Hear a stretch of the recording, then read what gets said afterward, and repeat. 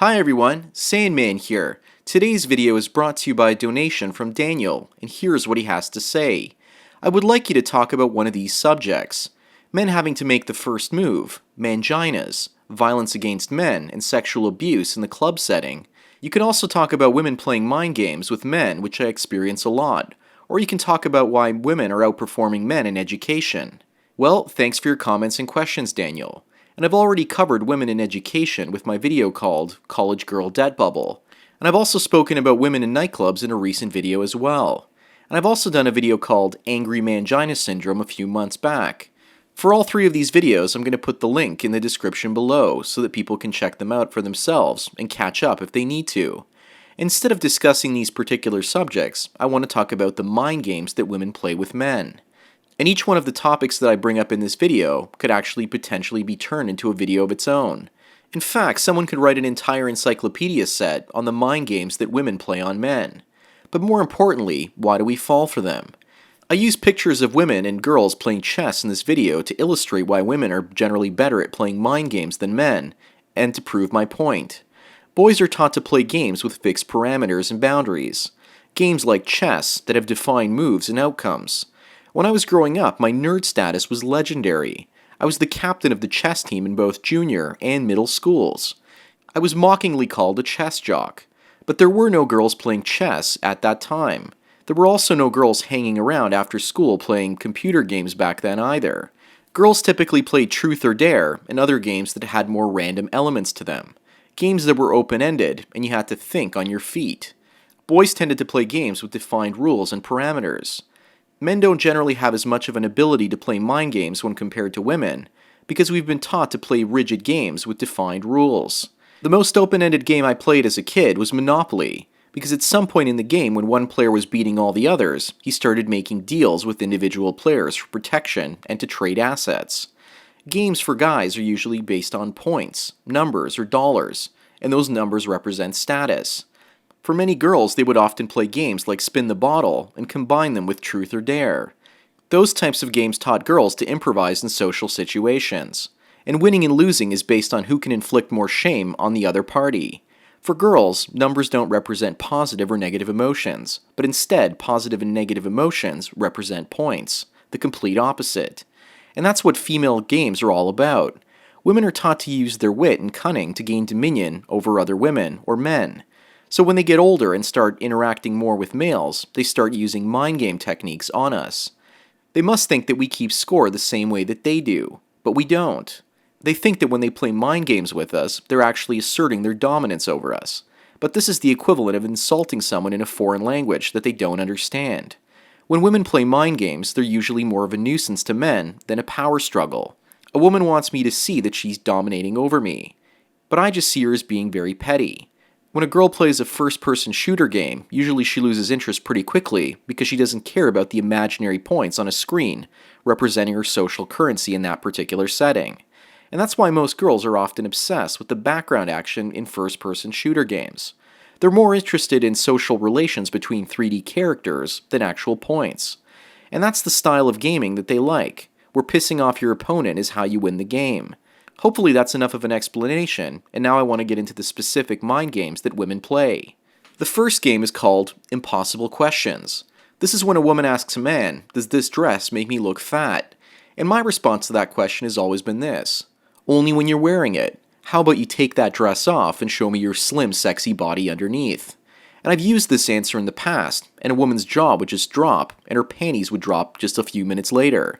My statement is an insult and a compliment rolled into one. Women typically want reassurance that she's not fat, which will boost her self-esteem, but simultaneously she's playing a game with me and shit-testing me. But why do women play this type of question game in the first place?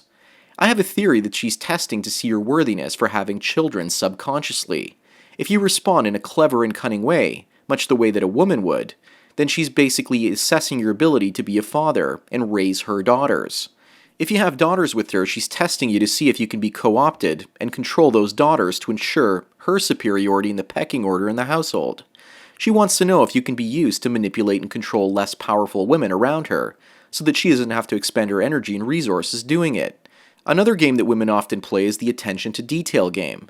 They will ask you to go out and purchase an object at the store, and they will give you about 90% of the answer that you need to accomplish the task. They will say, "Can you go out and purchase a bag of gluten-free flour," as an example. They will give you the specific brand, the store to find it in, and the size that they're looking for.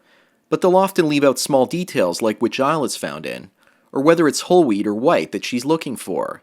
And it's usually two details that a woman tends to leave out. Sometimes it's only one, and sometimes it's three or more, depending on the woman. And that's the pattern that I've observed, and the average is usually two. If you don't pay attention to what it says on the bag of flour, you'll often get in shit. And if she leaves you the choice between whole wheat and white, you have to call her to confirm which one she wants.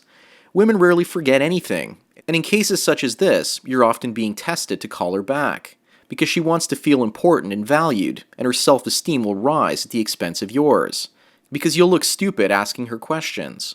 Why do you think advertising shows smart women insulting dumb guys? Because through female own group preference, the woman relates to the women on the television screen, and it boosts her self-esteem when she sees another woman putting down a guy, and thus elevating her self-esteem. But what a woman doesn't understand is that the self-esteem boost she's receiving from watching the television commercial is often being done to make her feel positive about the product being advertised. For many men, this is like when they have their favorite sports team and they cheer for them to win. When they win, it boosts our self-esteem, and when they lose, our self-esteem goes down as well. Except with women, their favorite sports team is all the other women in the world. In fact, they're cheering for every single female to put down every single male in the world, and that way they'll feel good about themselves. Gynocentrism is the ultimate team sport, made up of half the world's population. Men cheer for individual athletes and players, while women cheer for all other women. But getting back to the bag of flour, if you don't call her and ask her opinion, and instead guess and purchase the white flour, and she actually wanted the whole wheat flour, she'll say, "You should have called." But if you call her to ask, then there's a good chance that she won't pick up the phone. So you're damned if you ask, and you're damned if you don't. It's a catch-22 or Kobayashi Maru. And the second detail she'll often forget to mention is usually where in the store it's located. And if you call her to ask where it is, then she'll pretend to get annoyed and say that you're wasting her time. She'll tell you just go and ask someone in the store to help you. It's just a bag of flour. And it's not supposed to be rocket science. But to women, this is an even more powerful form of science. It's social science. And you're the man in her social experiment. The world might as well be one giant petri dish, and men are the amoeba being poked and prodded by women. When they play mind games, it boosts their self-esteem, and lowers ours. To them, power is the ability to make a man feel bad. The next mind game I want to talk about is called the sex as a control mechanism. A woman denying a man sex is a passive-aggressive way to control his behaviors. Oftentimes it has to do with reinforcing men by giving them sex and sexual attention when he's actually done something pleasing for her. But when he hasn't done what she wants, she denies him sex. This control is quite easy to understand, but most manginas have no idea about how they're being manipulated. When women did this to me in the past, it was often a sexual turnoff. If I bought her flowers and she started kissing me, I would literally get disgusted, because I knew deep down inside that I was being socially conditioned to be a dancing monkey with cymbals in my hand. So dance, monkey, dance. So what I did instead was not do the things that she wanted, because that's how you beat someone playing mind games with you. You don't play the game and you take it away. It oftentimes feels bad playing along with a woman, because doing nice things for her actually destroys your self-esteem. But that's the end goal for this type of female manipulation. It's emotional torture until she breaks down your actions and behaviors into usable and predictable patterns. It probably has to do with having children and making sure she can extract resources from you in any situation. But with women having less and less children these days, denying a man sex if he hasn't done something nice is no longer a means to an end, but an end unto itself. Another mind game that women play is the imitation part of the attraction game. I spoke about imitating women and the imitatrix a couple of days ago, and the YouTuber MGTOW Dangerous sent me a comment on that particular video and how women are playing mind games with him. Here's what Mr. Dangerous has to say. I was born in the 80s and raised in the 90s, and I'm a complete nerd to the max. I love comics. I used to collect the Marvel trading cards, and I still collect action figures, and I play video games. Women are so pathetic when they go to the gym because they're starting to wear Marvel t-shirts with superheroes on them way before their time. And these women are about 19 to 21 years of age. Yes, women will do anything to get a man's attention, but they aren't trying to just get any nerd's attention. A woman's ideal nerd is still a tall, dark, and handsome man with a bad boy image, So they wear these Marvel shirts to attract only certain types of men, in the wishes to find that fake alpha pretending to be a hard image, but inside he's still a nerd.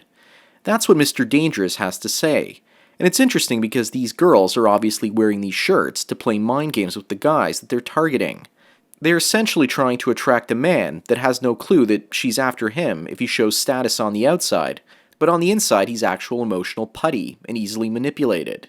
Rich nerds often offer status, obedience, money, and beta male providership. They are the low-lying fruit in the mating game. Once they've been picked clean, women often move to higher branches. People say that women don't let go of one branch or relationship until they're holding on to the next one. And I'd like to add to that particular point. Women don't let go of the branch that they're holding until they've at least grabbed onto a higher one. I can keep talking about other female mind games, and we'll probably do a series on them in the future. But that's all I've got to say on this particular topic today. To end today's video, I have some news from a voice for men in Europe.